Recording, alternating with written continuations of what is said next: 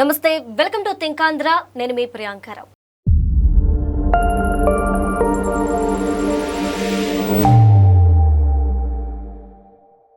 Vontimitta Pulivendula ZPTC election result వచ్చేసింది. YSRCP at least deposit కూడా చేయలేకపోయింది.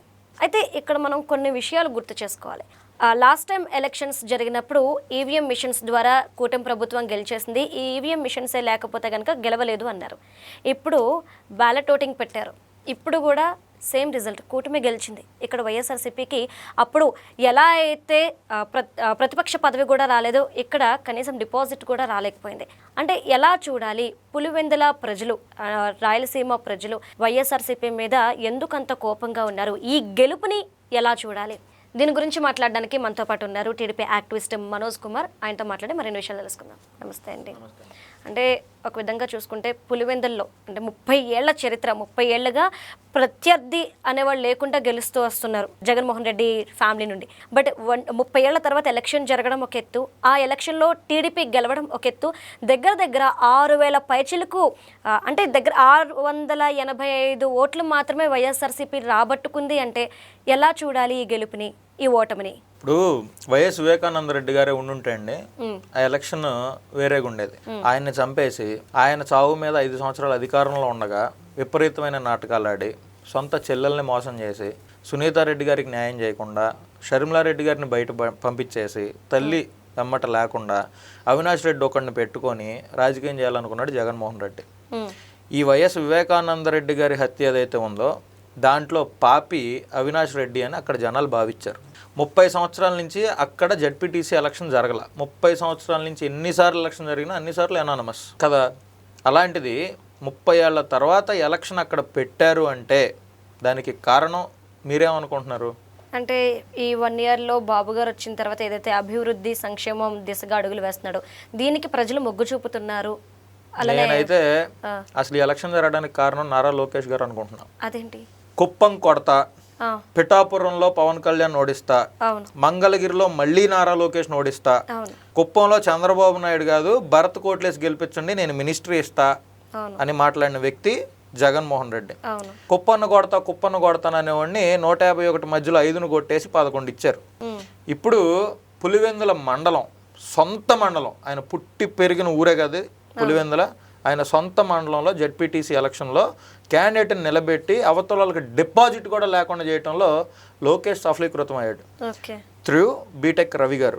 బీటెక్ రవి గారు అనే ధైర్యం 30 ఏళ్ల నుంచి ఏదైతే వైఎస్ ఫ్యామిలీ కబంధాస్తాల్లో నలిగిపోతున్నారో పులివెందుల ప్రజలు, వాళ్ళు కూడా ఈరోజు డెవలప్మెంట్ కావాలి, ఇక్కడ ఎమ్మెల్యేని గెలిపించిన అసెంబ్లీకి వెళ్ళడు, ఎలాగూ వెళ్ళట్లేదు, ఇక్కడ వైసీపీ జెడ్పీటీసీని గెలిపించుకున్న ఉపయోగం ఉండదు, ఇక్కడ తెలుగుదేశానికి సంబంధించి బీటెక్ రవి గారి భార్య ధైర్యంగా నుంచుంది, ఆవిడకి మనం ఓట్లేసి గెలిపిస్తే ఈ ప్రభుత్వం ద్వారా వచ్చే ఏదో ఒక అభివృద్ధి నిధుల్లో పులివెందుల ప్రాంతం డెవలప్ అవుద్దనే ఉద్దేశంతో పులివెందుల ప్రజలు ఇంత మ్యాండేట్ ఇవ్వడం జరిగింది. అది నా ఒపీనియన్. డిపాజిట్లు కూడా కోల్పోయారు అని మీరు అంటున్నారు కదా, డిపాజిట్లు కోల్పోతారని జగన్మోహన్ రెడ్డికి అవినాష్ రెడ్డికి ఎప్పటి నుంచో తెలుసు.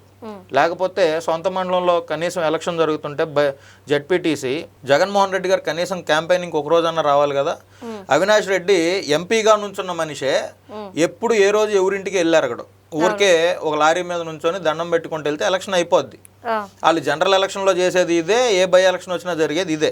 అలాంటి అవినాష్ రెడ్డి ఈరోజు పులివెందుల మండలంలో ఉన్న 20 గ్రామాలు, ఏదైతే 7 ఈ గ్రామాలు ఉన్నాయో రెవెన్యూ గ్రామాలు, 13 నాన్ రెవెన్యూ గ్రామాలు ఉన్నాయో, ప్రతి గ్రామంలో ప్రతి ఇంటికి తిరిగాడంటేనే వాళ్ళకి ఓడిపోతారని వాళ్ళకి ముందే తెలుసు.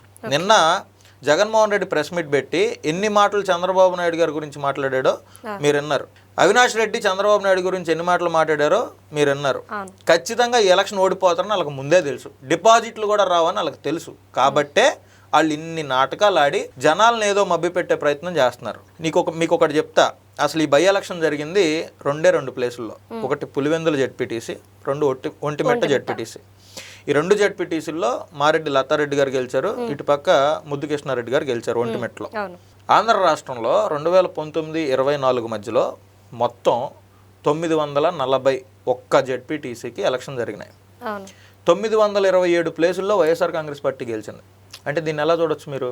మరి జెడ్పీటీసీలకే ఈరోజు అవినాష్ రెడ్డి అనే ఎంపీ, జగన్మోహన్ రెడ్డి అనే మాజీ ముఖ్యమంత్రి, ఇప్పుడు పులివెందుల ఎమ్మెల్యే, వైఎస్ఆర్ కాంగ్రెస్ పార్టీలో ఉన్న ప్రతి నాయకుడు, మాజీ మంత్రులు అందరూ కలిసి రచ్చ రచ్చ రచ్చ రచ్చ చేస్తున్నారు కదా. ప్రజాస్వామ్యం అపహాస్యానికి గురైంది, ప్రజాస్వామ్యమే లేకుండా జరిగింది, చంద్రబాబు నాయుడు నియంతృత్వ పోకడికి ఇది నిదర్శనం, అది ఇది అని చెప్పి సాక్షి ఛానల్లో అన్నిట్లో వేస్తున్నారు, ఎన్టీవీలో, టీవీ 9లో ఇలాంటి ఛానల్స్లో వేస్తున్నారు. మరి 941లో 927కు కొట్టిన రోజు మాట్లాడలేదే వీళ్ళు?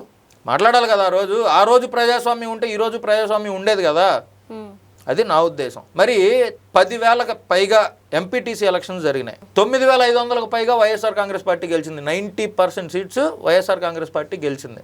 124 ప్లేసుల్లో కనీసం క్యాండిడేట్ కూడా లేకుండా అనామతి చేశారు జెడ్పీటీసీలు వైఎస్ఆర్ కాంగ్రెస్ పార్టీ అధికారంలో ఉన్నప్పుడు. మరి ఆ రోజు వీళ్ళకి ప్రజాస్వామ్యం గుర్తుకు రాలేదా? ఓటింగ్ అనేది జరపాలని వీళ్ళకి గుర్తు రాలేదా? భయపెట్టి, బెదిరించి, ప్రలోభాలకు గురి చేసి నామినేషన్ పేపర్లు చింపేసేది ఒకడైతే, నామినేషన్ పేపర్లు ఎత్తుకొని పారిపోయేది ఒకడైతే, మీరు నామినేషన్ వేశారంట, మీరు నామినేషన్ ఉపసంహరించుకోకపోతే మీ మీద విపరీతమైన కేసులు పెట్టే పరిస్థితులు వస్తాయి అని డైరెక్ట్గా పోలీసుల్ని ఇన్వాల్వ్ చేసి బెదిరించారు ఆ పార్టీ వాళ్ళు.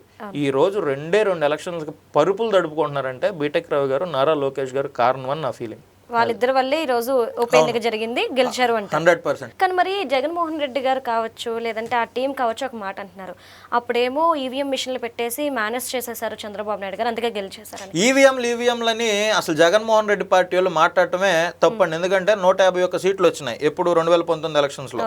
ఆ సీట్లు వచ్చిన తర్వాత రెండో రోజో మూడో రోజో జగన్మోహన్ రెడ్డి వెనకాల కోన రఘుపతి ఇట్లాంటి వాళ్ళు అందరినీ పెట్టుకొని ఎమ్మెల్యేలుగా గెలిచిన వాళ్ళని ఆయన ఏం మాట్లాడాడు? అసలు ఏ ఒక్క ఓటర్ అన్న ఆంధ్ర రాష్ట్రంలో నేను ఫ్యాన్ సింబల్ కొట్టేస్తే సైకిల్ సింబల్ వచ్చిందని కంప్లైంట్ చేశారా? నేను పలానా బటన్ నొక్కితే నాకు పలానా సింబల్ వచ్చిందని కంప్లైంట్ చేశారా?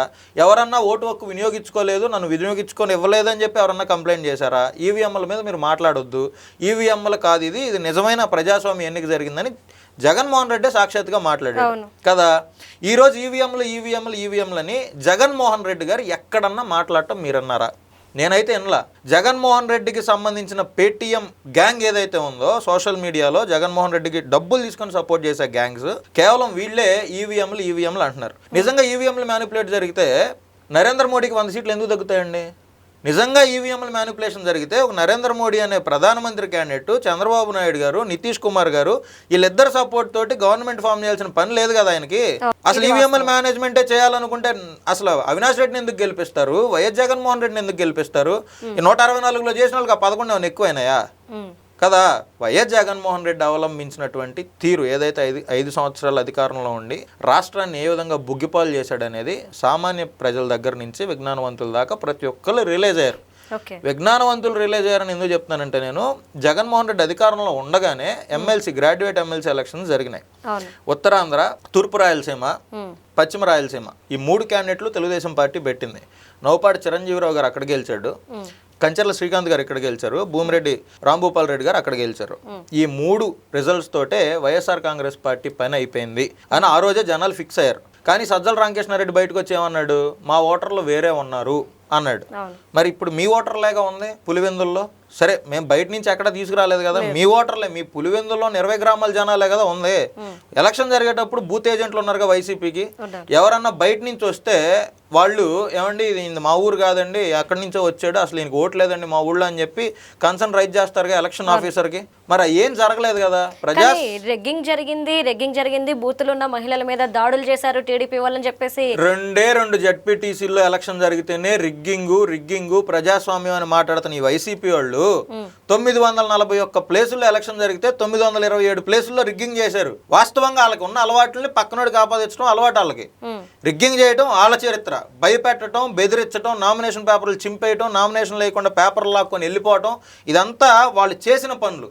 వాళ్ళు ఇప్పుడు ప్రశాంతంగా రిగ్గింగ్ చేసుకునే ఆప్షన్ పులివెందులలో ఈ కూటమి ప్రభుత్వం ఇవ్వలేదు కాబట్టి, ఆ పోలీసులు ఇవ్వలేదు కాబట్టి వాళ్ళకి రిగ్గింగ్ చేసే ఆప్షన్ లేకుండా అవినాష్ రెడ్డిని ఆ సోకాళ్ళు ఎవరైతే గోండాలు రౌడీలు ఉన్నారో వాళ్ళందరిని అరెస్ట్ చేశారు కాబట్టి వాళ్ళకి రిగ్గింగ్ చేసుకునే అవకాశం వీళ్ళు కల్పించలేదు కాబట్టి ఈ రోజు రిగ్గింగ్ అని మాట్లాడుతున్నారు వీళ్ళు. అది నా ఉద్దేశం. అంటే కొంతమంది కామెంట్ చేస్తున్నారు, పులివెందుల్లో ఏదైతే వైఎస్ఆర్సీపీ ఓటమి ఉందో, వివేకానందరెడ్డి గారి హత్య ఏదైతే ఉందో దీన్ని ఆపాదిస్తూ, అంటే ఈ హత్యకు ఫలితం శిక్షగానే వీళ్ళు ఓడించారు, 2 ప్లేసెస్లో కూడా అట్లీస్ట్ డిపాజిట్ కూడా రాకుండా ప్రజలు చేశారు, ఇదే ప్రజా తీర్పు అని చెప్పేసి అంటున్నారు. వివేకానంద రెడ్డి గారి హత్య అనేది ఏదైతే జరిగిందో దానికి సంబంధించి శిక్ష ఆల్రెడీ జగన్మోహన్ రెడ్డి 1-2 నెలల నుంచి అనుభవిస్తున్నాడు. ఏదైతే సొంత బాబాయిని మర్డర్ చేసి నారాసుర రక్త చరిత్ర అని 2019 ఎలక్షన్స్లో ఆయన రాజకీయంగా వాడుకున్నాడో దాన్నే 2024లో అక్కడి ప్రజలతో సహా తీర్పిచ్చారు. తర్వాత వాళ్ళ చెల్లిని ఎన్ని ముప్పు తిప్పలు పెట్టారో, సిబిఐకి ఇస్తే సిబిఐ ఆఫీసర్లను ఎన్ని దారుణాలుగా చేశారో, వాళ్ళు అవినాష్ రెడ్డి అరెస్ట్ చేయనీయకుండా జగన్మోహన్ రెడ్డి ఎన్ని కుట్రలు చేశాడో, కుతంత్రాలు చేశాడో అక్కడ జనాలందరితో పాటు రాష్ట్ర ప్రజలందరూ చూశారు.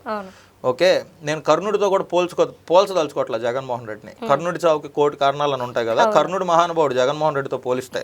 కాకపోతే ఆయన ధర్మాత్ముడే, అధర్మం పక్కన ఉన్నాడు. జగన్మోహన్ రెడ్డి పూర్తిగా అధర్మానికే కట్టుబడిన వ్యక్తి. ఆయన చిన్నప్పటి నుంచి ఆయన జీవితం చూస్తే ఆయన అధర్మం తప్పితే ఆయనకి ఇంకోటి ఏమీ తెలియదు. అట్లాంటి వ్యక్తిని కర్ణుడితో పోల్చడం కూడా కరెక్ట్ కాదు. కానీ 151 11 అవటానికి కారణాల్లో కొన్ని 100 కారణాలు ఉంటే ఆ 100 కారణాల్లో వివేకానంద రెడ్డి గారి హత్య కూడా ఒకటి. ఈ సందర్భంగా ఇంకోటి చెప్పాలనుకుంటున్నాను. ఇప్పుడు జరిగింది కేవలం 2 జెడ్పీటీసీ ఉప ఎన్నికలు. అప్పుడే సినిమా అవ్వాల, ఇది జస్ట్ ట్రైలర్ కూడా అనకూడదు దీన్ని.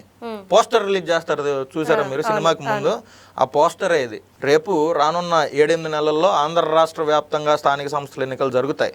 అప్పుడు అసలు సినిమా ముసళ్ళ పండగ అప్పుడు కనపడుతుంది జగన్మోహన్ రెడ్డికి. అంటే ఏదైతే ప్రెసెంట్ అంటే సొంత గడ్డ మీద డిపాజిట్ కోల్పోయిందంటే వైసీపీ, నెక్స్ట్ వాళ్ళ ఫ్యూచర్ ఏంటి, అసలు పార్టీ ఫ్యూచర్ ఎలా ఉంటుంది అనుకుంటున్నారు? ఉంటారా? పార్టీ ఫ్యూచర్ మీద పార్టీలో మంత్రులుగా పనిచేసిన వాళ్ళకి, ఎమ్మెల్యేలుగా పనిచేసిన వాళ్ళకే సరైన అవగాహన లేదండి. రేపు జగన్మోహన్ రెడ్డి లోపలికి వెళ్తే అసలు ఈ పార్టీ ఉండిద్దా మునిగిపోయిద్దా అనే ఆలోచనలో వాళ్ళు ఉన్నారండి. ఇంకా పార్టీలో సెకండ్ థర్డ్ అని చెప్పుకునే వాళ్ళు ఉన్నారు. సజ్జల రామకృష్ణారెడ్డి, విజయసాయి రెడ్డి, పెద్దిరెడ్డి రామచంద్రారెడ్డి, వైవి సుబ్బారెడ్డి, బొత్స సత్యనారాయణ, ఇలాంటి వాళ్ళు అందరూ ఉన్నారు. జగన్మోహన్ రెడ్డి లోపలికి వెళ్తే అర్జెంటుగా నేను పార్టీని లీడ్ చేయాలి అనే ఆలోచనలో వీళ్ళందరూ ఉన్నారు. ఎప్పుడు లోపలికి వెళ్తారని ఎదురు చూసే పరిస్థితులు కూడా ఉన్నాయి వీళ్ళందరికీ.